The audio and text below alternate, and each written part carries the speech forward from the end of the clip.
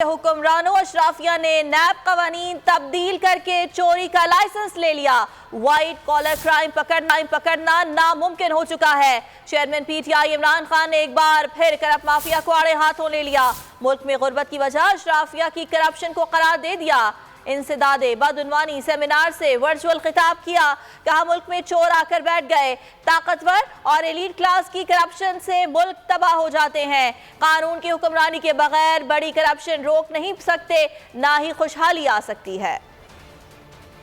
और अब पाकिस्तान में ये देख लें कि इस मुल्क की जो रूलिंग एलीट जो 30 साल से इस मुल्क के ऊपर हुकूमत कर रही थी, हमारी बदकिस्मती देखें कि उन्होंने आते साथ ही असेंबली के अंदर नैब के कानून की अमेंडमेंट्स की है और उस अमेंडमेंट से पहले ही मुश्किल था व्हाइट कॉलर क्राइम पकड़ना। अब इन जो नई अमेंडमेंट्स लेके आए हैं, व्हाइट कॉलर क्राइम पकड़ना तकरीबन नामुमकिन हो चुका है। तो वो आगे ही मुश्किल था, जिस तरह मैंने कहा व्हाइट कॉलर क्राइम को पकड़ना, तो अब नामुमकिन कर दिया इन्होंने, क्योंकि वही लोग, वही स्टेटस को, वही चोर, वो खुद आके बैठ के अपने आप को उन्होंने पूरा अब लाइसेंस दे दिए चोरी करने। करप्शन वो होता है जो मुल्क का पैसा चोरी होता है। चोरी वो होती है जो कि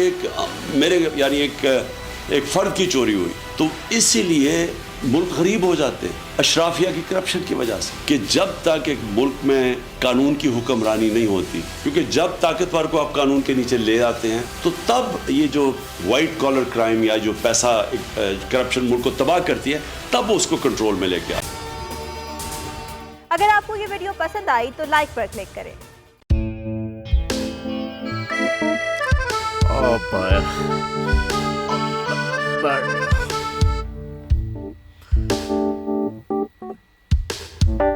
इंतशार से निकलने का वाहिद हल इंतखाबात है।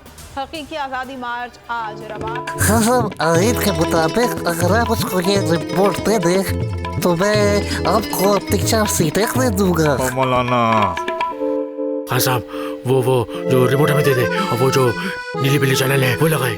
जाओ शबास। हम ऐसा टीवी देखते ही नहीं जिसका रिमोट हमारे हाथ में ना हो। और यहाँ पे कोई 2 नंबर ही नहीं चलेगी। और हम कोई गुलाम है जो आप रिमोट मांगे हम दे दें? Absolutely not. यहाँ पे सिर्फ पाकिस्तान का नंबर 1 चैनल चलेगा, बोल, जो हकीकी सहाफत की जंग लड़ रहा है। पाकिस्तान के लिए कोई और नहीं, सिर्फ बोल खड़ा है। आप सब भी बोल देखें।